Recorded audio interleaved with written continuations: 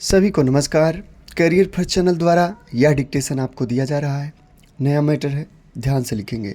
Ready start. उप सभापति जी, मैं सिवाय इसके कि इस बिल का विरोध करूं, इसके पक्ष और विपक्ष में कुछ तर्क प्रस्तुत करना चाहता हूं।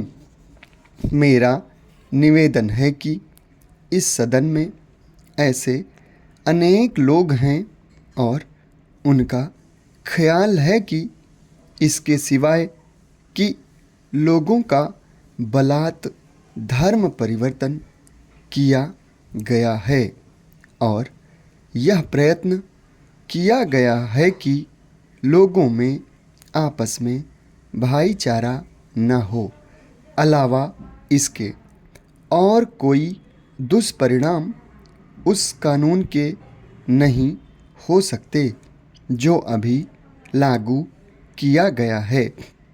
मेरा ख्याल यह है कि यह बिल इस बुराई को दूर करने में कामयाब होगा, क्योंकि जब से यह बिल सदन में विचार के लिए लाया गया तब से अब तक अनेक लोग अन्य बातों के अलावा यह भी मानने लगे हैं कि कुछ सर्वमान्य सिद्धांत हर समाज के लिए होने चाहिए, जिनमें स्त्री पुरुष और बच्चों को संरक्षण मिले।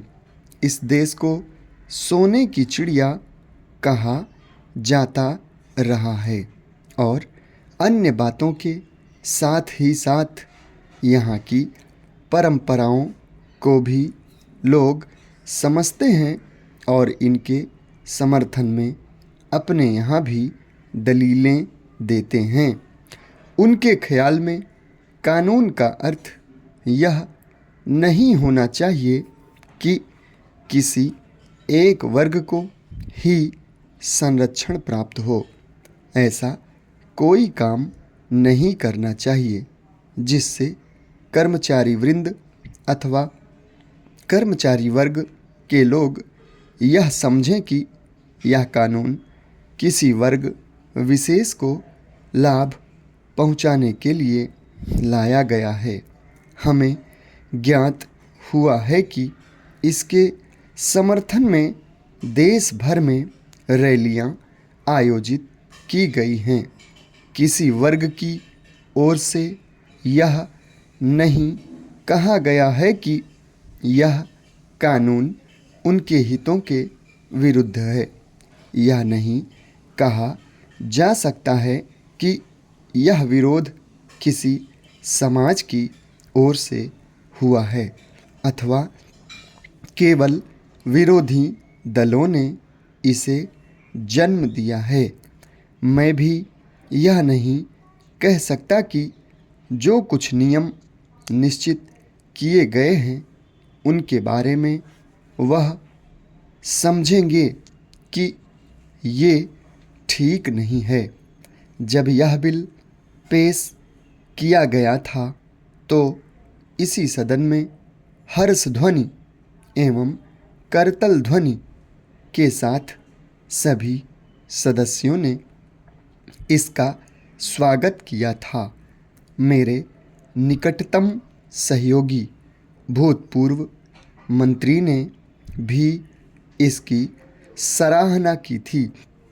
मेरा ख्याल यही है कि यह कानून देश के हित में है और सिवाय इस बात के कि इसे राजनीतिक विरोध का सामना करना पड़ रहा है और कोई ठोस कारण इसके विरोध में नहीं आया, उल्टे इसके समर्थन में अनेक लोगों ने यहाँ तक कहा कि यह कानून न्यायालय की परिधि से बाहर रखना चाहिए, क्योंकि उनके ख्याल में इसे न्यायालय में ले जाकर लागू करने में विलंब डाला जा सकता है।